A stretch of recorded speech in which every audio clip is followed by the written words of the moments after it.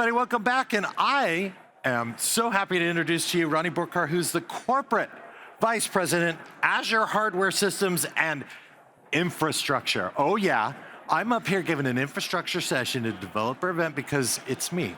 Do you expect anything different? Rani, it's so nice to have you. Thanks for joining us. Thank you, and I'm looking forward to our chat here. It's going to be amazing. Rani, last fall, we announced to the world Microsoft was developing custom silicon. Yes. I said it right? Silicon. There we go. Azure Cobalt, which is the first custom compute chip that we built in-house inside of Microsoft. And then we have Azure 𝗦𝗽𝗲𝗀𝗻, which is our first in-house AI accelerator. I can't help but to notice that I've been separated by an appropriate distance from these said silicon hardware chips. Can you show us a little bit? Don't get it too close. I don't want to break it. I'm not responsible. So this is Azure Cobalt 100, and it was introduced last year at Ignite, and you heard us talk at Build that now this is ready for showtime. So we have customers on Cobalt running and in preview, and guess what?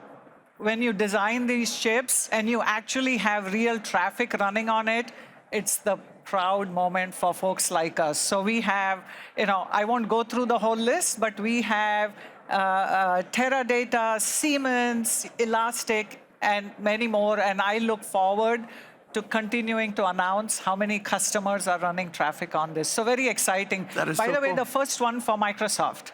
That is so very cool. And just I got to remind everybody at home, hopefully you were paying attention to the keynote. Cobalt 100-based virtual machines are now available in preview to Azure customers. All right. Talk to me a little bit. Explain the significance of this for Microsoft, and even more importantly, I know it's an infrastructure thing, but our developer friends can take advantage of this too.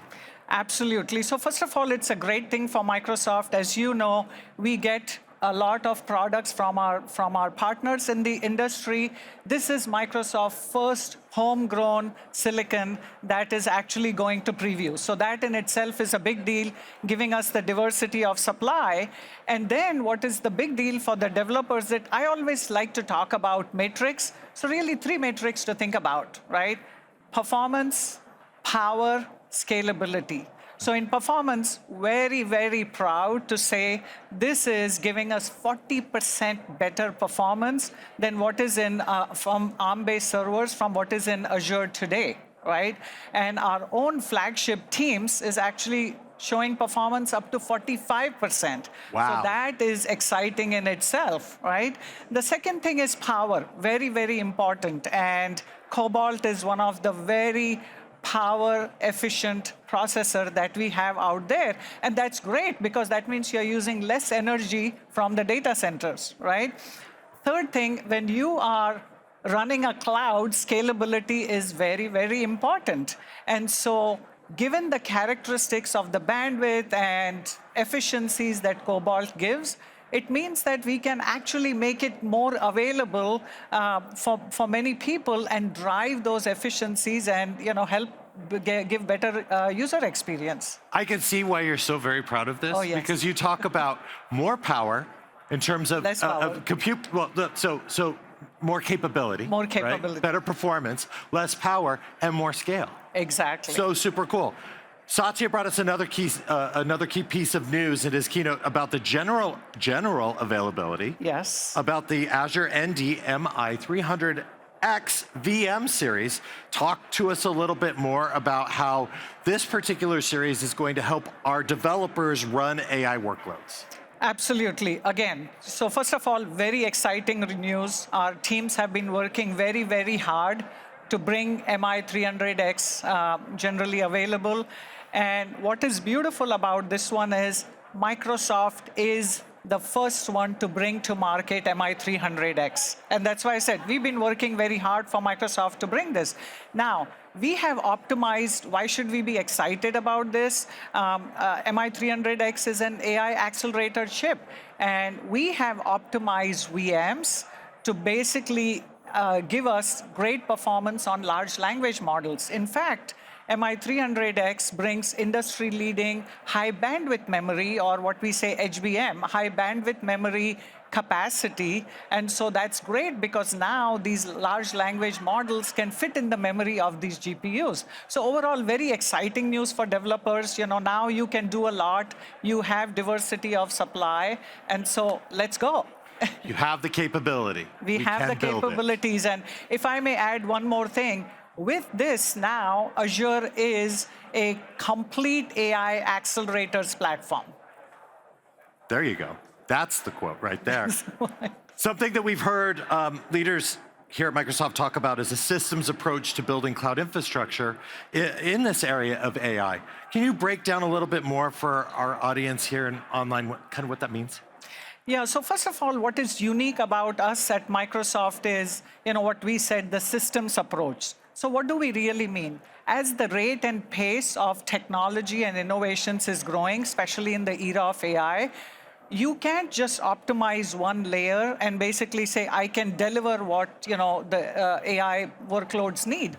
And so at Microsoft, we are actually focused on optimizing and integrating every layer of the stack. Right? And the way I say it is, we are focused on delivering 1 + 1 greater than 2.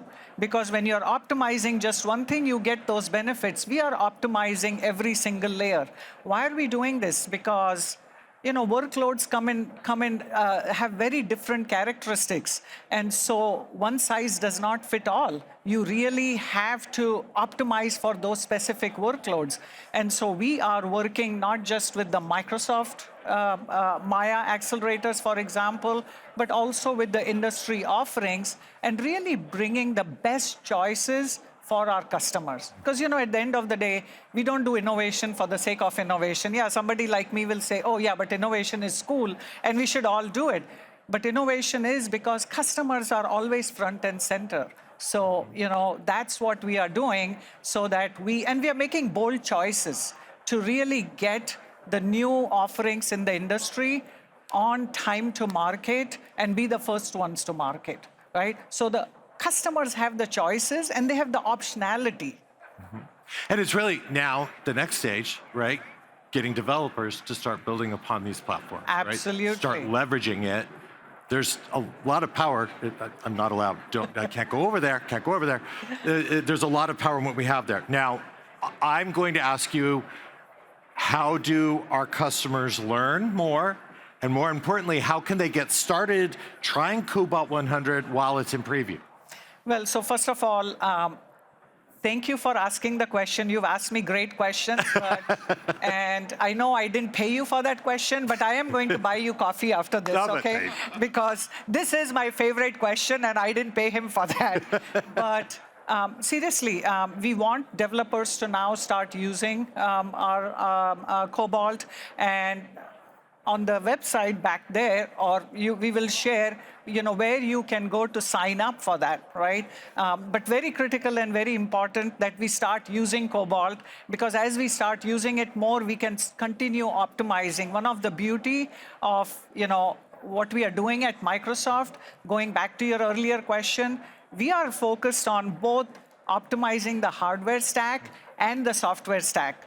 And that is awesome for a hardware person because I can lean on all my friends in software, all the developers, and say, let's go. You will get the best performance out of this one. And just, we keep modifying and changing as we get that feedback back. That's why we need the developers out there to preview. Absolutely. For those of you at home willing to try out this preview, we need to go to aka.ms/ you ready for this?